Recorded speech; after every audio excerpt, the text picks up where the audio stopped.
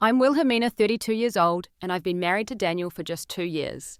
We recently bought this old house that needs some work, especially the upstairs bathroom. Daniel left for a business trip yesterday, and today I got the strangest call from my father-in-law, Howard. "While your husband's away, break the bathroom tile," he ordered. No explanation, just urgency in his voice. My in-laws have always been distant and secretive, but this request crosses a line. If you're watching this video on your phone, leave a comment about the strangest thing your in-laws ever asked you to do.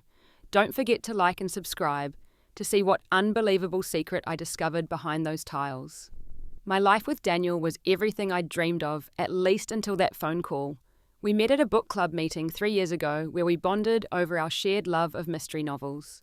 Daniel has always been my quiet, thoughtful rock, a financial analyst who approaches life with careful precision. With his deep brown eyes and gentle smile, he won me over almost immediately. Our wedding was small but beautiful, held in a garden with just close friends and a few family members. I noticed even then that not many people from Daniel's side attended. Howard and Margaret, his father and stepmother, came late and left early, barely speaking to anyone. Daniel just shrugged it off, saying they were private people. But I sensed tension beneath the surface. After the wedding, we rented a small apartment while saving for our own place. I threw myself into my career as an interior designer, finding joy in transforming spaces for clients, while dreaming of the day I could create our perfect home. 6 months ago, we finally found it. A charming 2-story colonial built in the 1970s, with good bones, but desperately needing updates. The price was surprisingly affordable, which Daniel said was because of the dated interior. We both saw the potential immediately and made an offer that same day. "This is our fresh start," Daniel said when we got the keys. "A place to build our future." I spent every spare moment planning renovations, creating mood boards and sourcing materials. Daniel supported my vision, but was oddly specific about one thing: the upstairs bathroom. "Let's save that for last," he insisted whenever I mentioned it. "I want to help with that room, and I'm swamped with work right now." The bathroom wasn't terrible, just outdated with pale blue tiles from the 80s and fixtures that had seen better days. Something about that room always felt off to me though. The air seemed heavier there, and I sometimes felt like I was being watched when I stepped inside. I chalked it up to old house quirks and tried to ignore the feeling. My relationship with Daniel's parents remained strained after we moved in. They never visited our new home, though they lived just 30 minutes away. When I mentioned hosting them for dinner, Daniel always found reasons to postpone. During the rare family gatherings at their house, conversations remained superficial, and any mention of the past was quickly redirected. Margaret, Daniel's stepmother, treated me with cool politeness. She was a tall, elegant woman with perfectly styled silver hair who never seemed to have a wrinkle in her clothes or a hair out of place. She called me dear, with a smile that never reached her eyes. Howard was different, a broad-shouldered man with Daniel's same brown eyes, but none of his warmth. He watched me constantly as though evaluating my every move. When he spoke about Daniel's childhood, the stories always began after Daniel turned 6, never before. "Did Daniel have a happy early childhood?" I asked Margaret once, while helping with dishes after a tense Thanksgiving dinner. Her hands stilled in the soapy water. "Why would you ask that?" "Just curious." "He doesn't talk much about when he was very young. Some memories aren't worth revisiting," she said sharply, then changed the subject. On the drive home, I asked Daniel directly about his early years. He stared at the road ahead, his knuckles white on the steering wheel. "There's not much to tell," he said finally. "Just normal kid stuff." "You never mention your mom," I pressed gently. A muscle twitched in his jaw. "Margaret is my mom." "I know, but biologically." "Wilhelmina, please. Can we not do this now?" I backed off, respecting his boundaries, but the mystery lingered. There was a 6-year gap in my husband's life that no one would discuss. I wondered what secrets lay buried there, not knowing that in a matter of days I would literally uncover them beneath our bathroom tiles. The week before Daniel's business trip, I caught him standing in the upstairs bathroom, staring at the wall behind the sink with an unreadable expression. "Everything okay?" I asked from the doorway. He startled, then smiled too quickly. "Fine. Just thinking we should probably replace the plumbing when we renovate. These old pipes can be trouble." But I noticed how his eyes kept drifting back to that wall and how he placed his hand against the tiles for a moment before leaving the room. Little did I know that this small bathroom would soon become the center of a decades-old mystery, one that would shake the foundations of our marriage and change everything I thought I knew about the man I loved. Daniel's business trip couldn't have come at a worse time. We'd been planning to spend the weekend picking out appliances for the kitchen renovation, but his boss insisted he fly to Chicago for an emergency client meeting. 2 weeks is a long time, I said as I watched him pack, trying to hide my disappointment. I know I'm sorry. The Anderson account is huge. If we land it, I might even get that promotion. Daniel folded his shirts with careful precision, each crease perfect. Are you sure you'll be okay alone in the house? Your sister could stay with you. I laughed. I'm a grown woman, Daniel. I think I can manage 2 weeks without you. He didn't laugh back, just nodded seriously. Just don't start any major projects while I'm gone, especially not in the bathroom. Wait until I get back. Why are you so protective of that ugly bathroom? I teased. Daniel zipped his suitcase closed with a sharp motion. I'm not. I just want to be part of the renovation decisions. The next morning, I drove him to the airport. His goodbye kiss lingered longer than usual. I love you, he said, his eyes searching mine. Remember what I said about the house. I promised, watching him walk through security with an odd feeling of foreboding I couldn't explain. 2 days passed uneventfully. I worked on client projects, had dinner with friends, and tried not to miss Daniel too much. I was selecting paint samples for the living room when Howard called. Seeing his name on my phone screen was so unexpected that I nearly didn't answer. In 2 years of marriage, he had never once called me. Hello, I answered cautiously. Wilhelmina. His voice was tight, controlled. Is Daniel there? He's in Chicago. Business trip. He'll be gone for 2 weeks. A long pause followed. Are you alone in the house? The question sent a chill down my spine. Yes. Why? The house, he said slowly. The one you're living in. Have you made any renovations yet? We've been updating a few things. Nothing major. The upstairs bathroom. Have you changed anything there? My unease deepened. No, Daniel wants to wait on that one. I heard Howard take a deep breath. Wilhelmina, listen carefully. I need you to do something, and I need you to do it now while Daniel is away. What is it? Break the bathroom tile, the wall behind the sink, remove the tiles and look inside. I almost laughed, thinking it was some strange joke. Excuse me, this is important. Howard insisted, his voice growing more urgent. There's something there you need to find, something Daniel doesn't know about. You want me to destroy part of my house based on a cryptic phone call? Why would I do that? Because it's for your future with Daniel, for his sake. His voice softened slightly. There are things about our family, about his mother, that he needs to know, but I can't be the one to tell him. His mother? You mean Margaret? Another long pause. No, not Margaret. My head spun with questions. I don't understand. What's behind the wall? Why can't this wait until Daniel gets back? Because he'll stop you, Howard said bluntly. He's been taught to never disturb that bathroom. He doesn't know why, but he follows the rule anyway. Taught by whom and why? I can't explain everything over the phone. Just do this, Wilhelmina. Break the tiles. Find what's hidden there. He paused again. And don't tell Daniel until you've found it. The call ended abruptly, leaving me standing in my living room surrounded by paint samples, my heart pounding. I immediately tried calling Daniel, but his phone went straight to voicemail. I left a message asking him to call me as soon as possible, careful not to mention Howard's strange request. That evening, I called my best friend Jessica, needing someone rational to talk to. Your father-in-law wants you to demolish your bathroom while your husband is away, she repeated incredulously after I explained. That sounds sketchy as hell, Will. I know, but he seems so serious, almost desperate.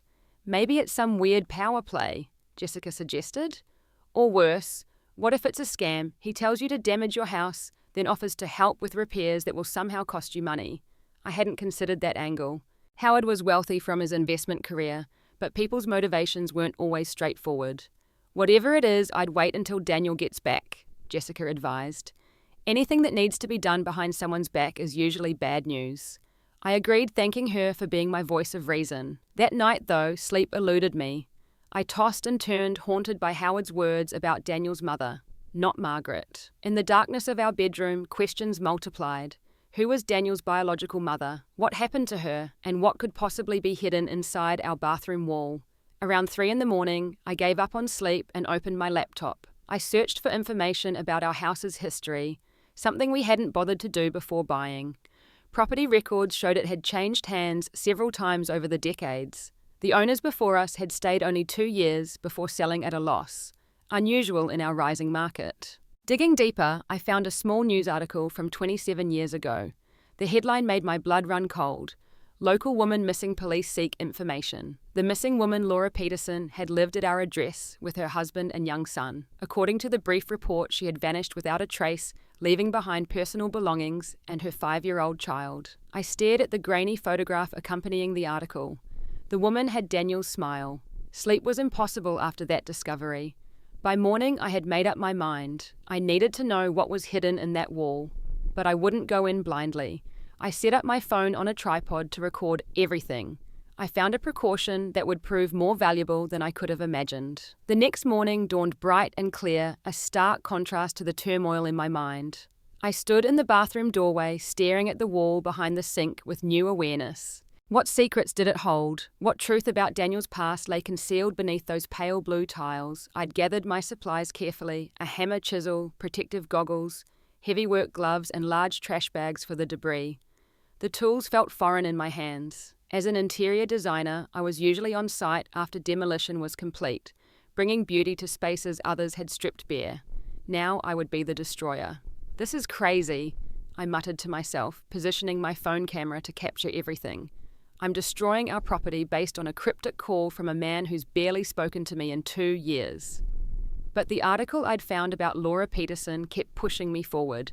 If she was Daniel's biological mother, why had he been told Margaret was his mother? And what did her disappearance have to do with our bathroom wall? I tapped the tiles with my knuckles, listening for hollow spots. Most sounded solid, but the area below the sink had a slightly different resonance. I decided to start there, where I'd noticed a hairline crack between tiles. The first strike of the hammer against the chisel sent a jolt through my arms. The tile cracked but didn't break. I hit harder, and a piece finally chipped away. My heart pounded as I worked each blow, feeling like a betrayal of Daniel's trust. Yet something deeper drove me forward, the need to uncover the truth, whatever it might be. After removing the first tile completely, I noticed something odd. Behind it wasn't the expected layer of adhesive and drywall, but another layer of older tiles. Someone had tiled over existing tile, a shortcut that no proper contractor would take. "That's strange," I said to the camera. "There's another layer underneath, different pattern, older style." Working more carefully now, I removed 5 more of the blue tiles to reveal a section of the original tiling. Small hexagonal patterns popular in the 1960s, but one section didn't match. A roughly 2-foot square area had been repaired with different tiles and a thicker layer of adhesive. "Someone patched this section," I narrated, pointing to the discrepancy, "and not very well." I directed my attention to this patched area, working methodically to remove the newer tiles. As I chipped away at the thick adhesive beneath my chisel, suddenly broke through into empty space. "There's something here," I whispered, my voice catching. I enlarged the hole, carefully revealing a small cavity within the wall. Shining my phone flashlight inside, I glimpsed something metallic. My hands trembled as I worked to make the opening large enough to reach through. Finally, I was able to slide my hand into the cavity. My fingers closed around a cold metal box about the size of a thick hardcover book. I pulled it out slowly, heart thundering in my chest. It was a steel lockbox tarnished with age. A small padlock secured the lid, its key long gone. I turned it over in my hands, finding no identifying marks except for initials etched into the bottom, LP Laura Peterson. The discovery left me lightheaded. I sat on the edge of the bathtub, staring at this tangible evidence of Howard's claims. Something important was hidden here, something related to Daniel's mother, but my search wasn't finished. Something told me to keep looking in the wall cavity. Reaching in again with the flashlight, I spotted an envelope wedged deeper into the recess, as though it had been pushed back deliberately, separate from the box. I worked for another 20 minutes to enlarge the hole enough to retrieve it. A large manila envelope, yellowed with age and sealed with tape, that had long since lost its adhesive. Unlike the box, the envelope wasn't locked, just folded closed. Now I faced a dilemma. Should I wait for Daniel to return before opening these items? That would be the respectful thing to do.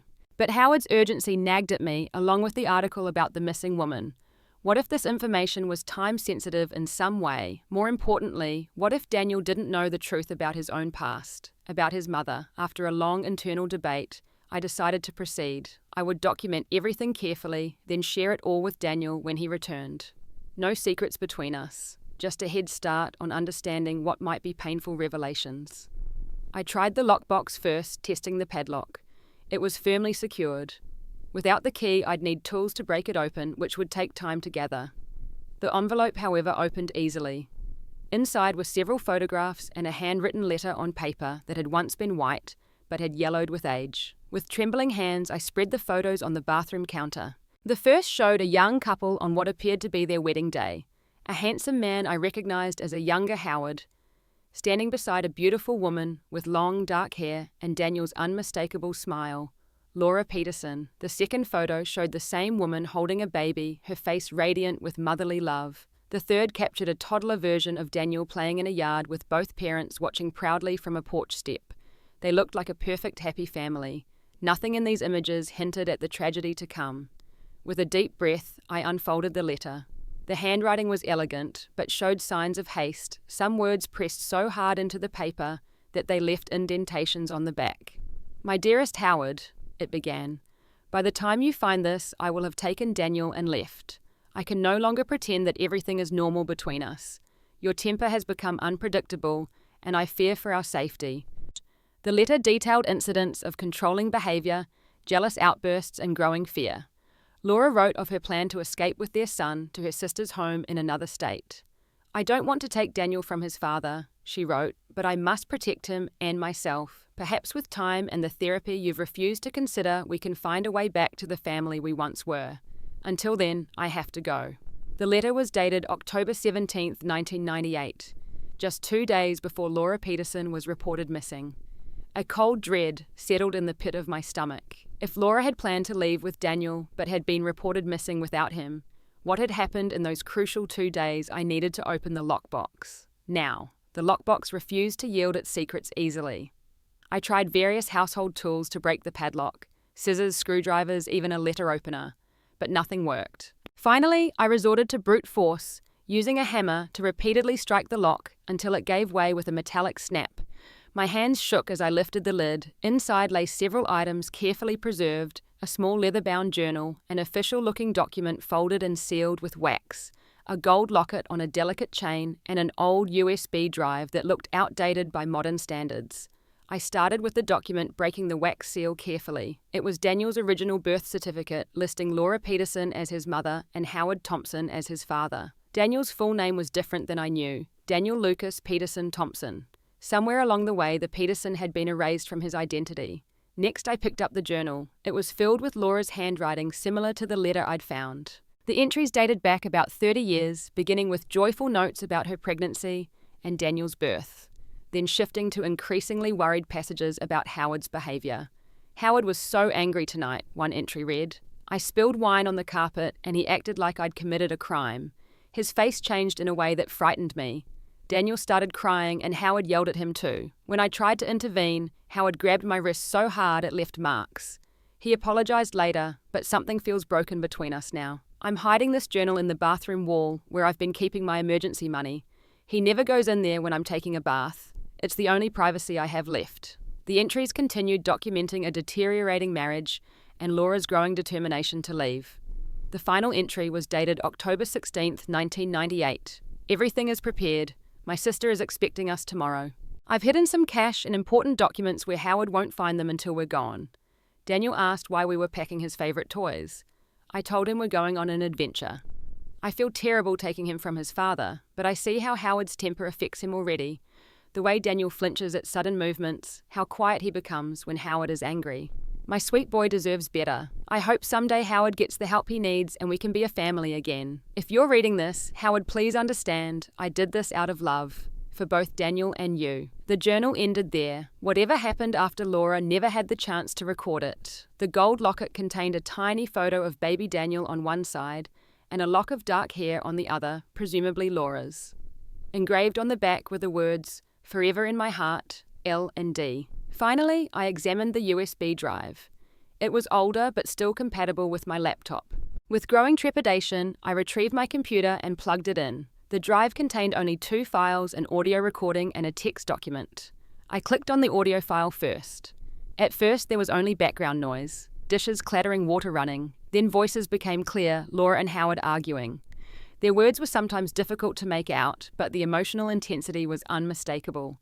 "You can't take my son," Howard shouted through a phone, his voice distorted with rage. Lower your voice, he'll hear you, Laura pleaded. This isn't forever, Howard. You need help. Your anger is out of control. You're not leaving. Neither of you is leaving. I've made up my mind. We're going to stay with Angela until you agree to counselling. Your sister has always hated me. She's poisoned you against me. The argument escalated, Howard's voice growing more threatening while Laura's became increasingly frightened. I heard footsteps, a crash, Laura screaming. Then Howard's voice suddenly lower, almost a growl. If I can't have my family, no one will. There was a terrible thud, then silence. After a long pause, I heard heavy breathing and what sounded like dragging. The recording continued for several more minutes, capturing only ambient sounds. Drawers opening and closing, water running, more dragging sounds. Finally, Howard's voice returned, now eerily calm. She tripped, hit her head on the counter. An accident. That's all. An accident. The recording ended there. I sat frozen, unable to process what I'd just heard. Had I just listened to Laura Peterson's final moments to her murder? With a growing sense of horror, I opened the text document. It was dated 2 days after the audio recording and appeared to be a confessional letter written by Howard, but never sent. I didn't mean to hurt her, it began. Everything happened so fast. She was taking my son away. I couldn't let that happen.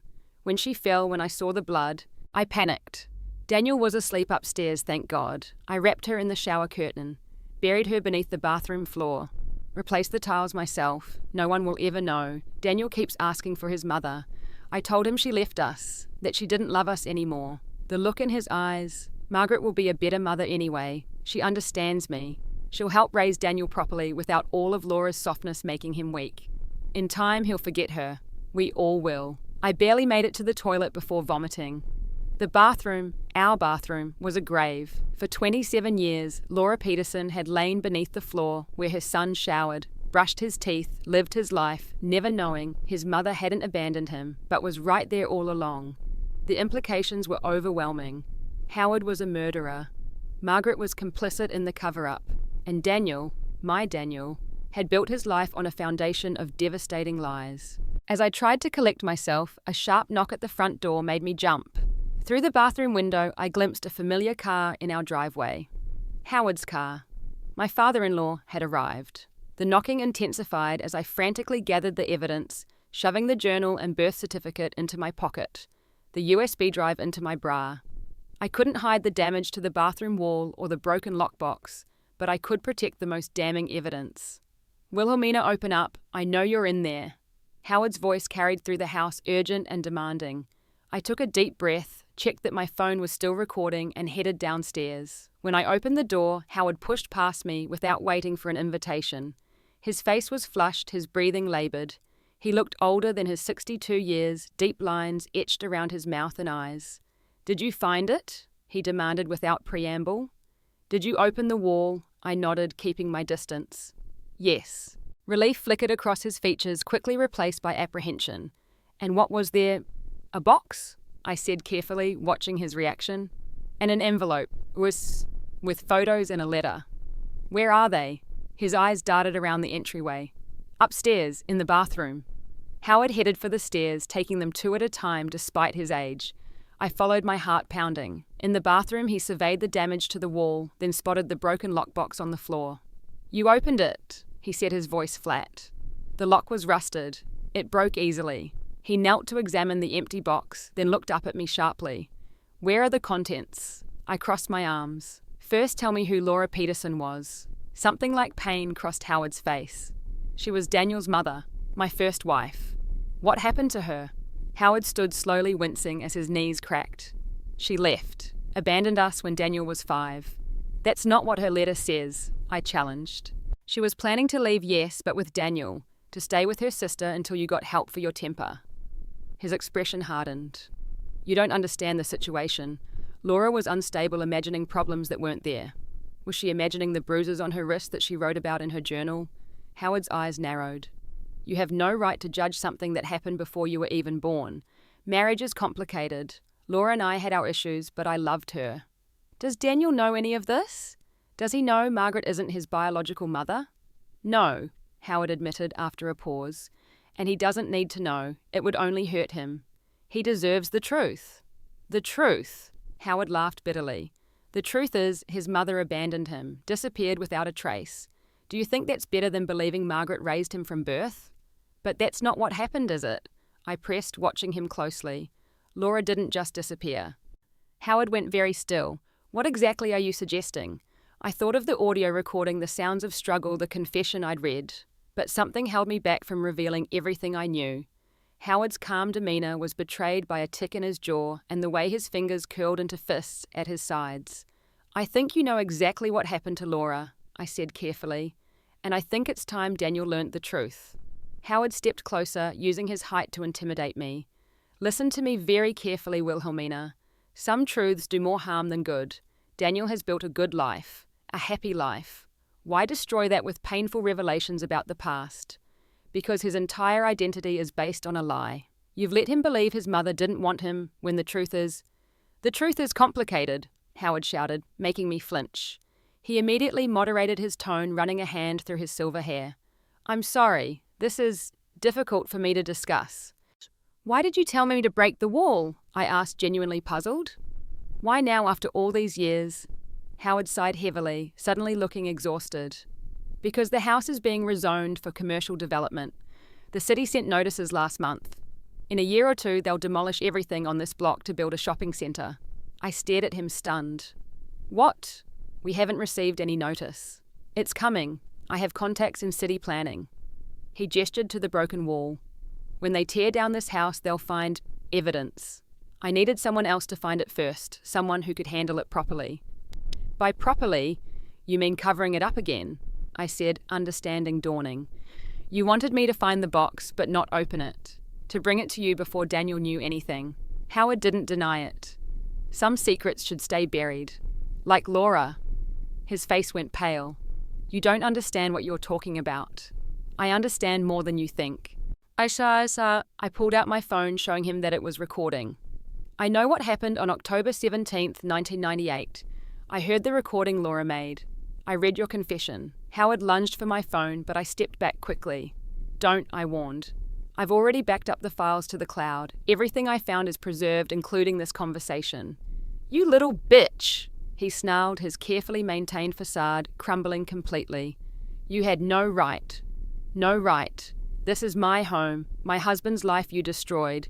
You killed his mother and lied to him for 27 years. It was an accident, Howard roared. I never meant to hurt her. She fell and hit her head during our argument. I panicked. Your letter says otherwise, I countered. You wrote that you couldn't let her take Daniel away. That sounds deliberate to me. You don't know anything about it. Howard's face contorted with rage. Do you have any idea what it's like to raise a child alone, to build a new life from the ashes of your mistakes? Everything I did for Daniel. You did it for yourself, I said quietly. Daniel deserved to know his mother loved him enough to try to protect him. Instead, you let him believe she abandoned him. Howard's phone rang suddenly, breaking the tension. He answered it without taking his eyes off me. Yes, he barked, then his expression shifted. Margaret. No, I'm at Daniel and Wilhelmina's. She found the box. A pause. Yes, everything. No, he doesn't know yet. Another pause. I'll handle it. Just stay there. He ended the call, and we stared at each other in tense silence.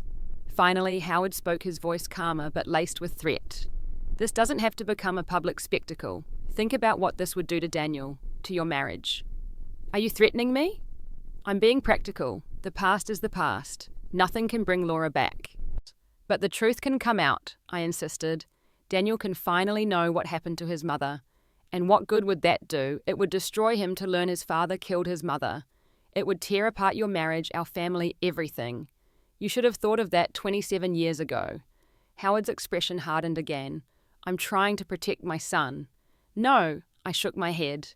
You're trying to protect yourself. Before Howard could respond, the doorbell rang. We both froze, listening to the sound of a key in the lock downstairs. Then a familiar voice called up, Will, are you home? Daniel had returned early from his business trip. Time seemed to stop as Daniel's footsteps sounded on the stairs. Howard and I remained locked in a silent standoff, neither moving as Daniel appeared in the bathroom doorway.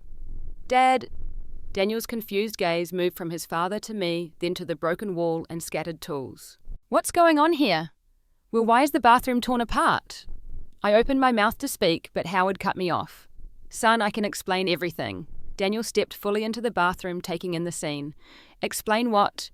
Why are you both acting so strange, and why are you even here, Dad? I made a quick decision. Daniel, there's something you need to know about this house. About your past. Howard shot me a warning look. This isn't the right time or way, Wilhelmina. No, Daniel interrupted, his voice firm. Whatever this is, I want to hear it now. He turned to me. Will, please. What's happening? I took a deep breath. Your father called me after you left for your trip. He told me to break open this wall while you were gone, that there was something hidden inside that you needed to know about. Daniel's brow furrowed. Hidden in our bathroom wall? What are you talking about? Rather than explain further, I reached into my pocket and withdrew the photos I'd found. Wordlessly, I handed them to Daniel. His hands trembled slightly as he examined the images. This is Dad when he was younger, but who's the woman and the baby? Is that me? That's Laura, I said softly. Laura Peterson, your biological mother. Daniel's head snapped up, his eyes wide with shock. What? No, my mother is Margaret. Margaret is your stepmother, Daniel, I explained gently. Laura was your birth mother. She and your father were married when you were born. Daniel turned to Howard, his face pale. Dad, is this true? Howard's shoulders slumped in defeat. Yes, Laura was your mother. Margaret came into our lives after Laura was gone. Gone? What does that mean? Where did she go? Daniel's voice rose with each question, decades of buried confusion surfacing all at once. She left us, Howard began, but I couldn't let the lie continue. No, Daniel, she didn't leave. I pulled out Laura's journal and letter. She was planning to take you to your Aunt Angela's house temporarily. She wanted your father to get help for his temper issues, then hoped you could be a family again. Daniel looked stunned. I have an aunt. Dad told me both my parents were only children. Howard stepped forward. Daniel, please. This is all ancient history. What matters, I interrupted firmly, is the truth. Your mother loved you deeply, Daniel. She didn't abandon you. She was trying to protect you. Daniel leafed through the journal with shaking hands, colour draining from his face as he read. When he looked up, his eyes were filled with a mixture of grief and rage. You told me she didn't want me, he said to Howard, his voice barely audible. My whole life I believed my mother didn't love me enough to stay. I was trying to protect you from the pain of the truth, Howard insisted. What truth? Daniel demanded. What really happened to her? The terrible silence that followed was answer enough. Daniel looked between us, realization dawning in his eyes. Dad, the word was now a question laden with dread. What did you do to my mother? I couldn't bear to see Daniel in such pain. There's a recording, I said quietly. On a USB drive from the box in the wall, it captured what happened the night she disappeared. Howard lunged forward suddenly. No, you will not destroy my son with this. But Daniel was faster stepping between us. Give it to me, Will. I need to know. With trembling fingers, I retrieved the USB drive and placed it in his palm. Howard made another move toward us, but Daniel's hard stare stopped him. Don't, Daniel warned his father. Don't you dare try to keep this from me anymore. We moved to our bedroom, where my laptop sat on the desk. Howard followed, protesting the whole way, but neither of us acknowledged him. Daniel inserted the drive with steady hands that belied the storm in his eyes. For the next few minutes, the only sound in the room was the recorded argument from 27 years ago. Laura's frightened voice, Howard's mounting rage, the sickening thud, and finally, Howard's chilling monologue to himself. When it ended, Daniel sat motionless, tears streaming down his face. Then he opened the text file and read his father's confession in silence. Howard stood in the doorway, a broken man watching his carefully constructed lies collapse around him. Son, please. You have to understand. It was an accident. I loved your mother. Daniel looked up slowly, his expression unrecognizable with grief and betrayal. You buried her under our bathroom floor, the house I grew up in, the house I bought with my wife. His voice rose to a shout. I've been living on top of my mother's grave my entire life. I panicked, Howard pleaded. I didn't know what else to do. You could have called the police. You could have told the truth. Instead, you let me believe a lie for my entire life. Daniel stood suddenly, advancing on his father. Where exactly is she? Where did you put my mother? Howard backed away. Daniel, please. Let's talk about this rationally. Tell me where she is, Daniel roared. Under the tub, Howard whispered, breaking at last. I removed the original tub, dug into the foundation, and put her there. Then I installed a new tub over the spot and retiled everything. Daniel stumbled back as if physically struck, collapsing onto the edge of the bed. I moved to his side, placing a hand on his shoulder, feeling the tremors running through his body. "I'm calling the police," I said quietly. "No." Howard lunged forward. "You can't think about this, both of you. It was 27 years ago. Nothing can bring her back now. All this will do is destroy our family." "You destroyed our family the night you killed my mother," Daniel said, his voice hollow. "Everything since has been a lie." I picked up my phone and dialed 911, turning away from Howard's desperate expression. As I reported what we'd found, I watched Daniel rise from the bed and walk to the window, staring out with empty eyes. Howard made no attempt to flee. He sank into the desk chair, suddenly looking every one of his 62 years and more. "I'm sorry, Daniel," he murmured. "I never meant for any of this to happen." Daniel didn't respond or even acknowledge he'd heard. He remained at the window, silent and still, while we waited for the police to arrive. When they came, everything happened with surreal efficiency. Howard was read his rights and taken away in handcuffs. Crime scene investigators arrived to examine the bathroom. Daniel and I gave our statements separately, a process that took hours. The officers were particularly interested in the USB drive and other evidence from the wall. One detective, a compassionate woman named Rodriguez, explained they would need to remove the bathtub and excavate beneath. "It's going to be difficult," she warned Daniel. "You might want to stay somewhere else for a few days." Daniel nodded mechanically. "Will I be able to see her?" Detective Rodriguez placed a gentle hand on his arm. "After all this time, there won't be much to see, but we can arrange for you to have some closure once the medical examiner has completed their work." That night, we checked into a hotel. Daniel barely spoke, moving through the necessary actions like a sleepwalker. I tried to reach him to offer comfort, but he remained locked in his private hell, processing 27 years of lies. As he finally fell into an exhausted sleep near dawn, I watched his face, wondering if our marriage could survive this earthquake. The life we'd planned together, the future we'd envisioned, had been built on ground that had suddenly crumbled beneath us. In the quiet darkness of that hotel room, I made a silent promise to Laura Peterson, the mother-in-law I would never meet. I would help her son heal from this devastating truth. I would stand by him through whatever came next, and I would ensure that after nearly 3 decades of lies, justice would finally be served. The weeks that followed were the hardest of our lives. The story broke in the local news, then spread nationally. The grisly discovery of Laura Peterson's remains beneath a bathroom where her son had unknowingly lived for years.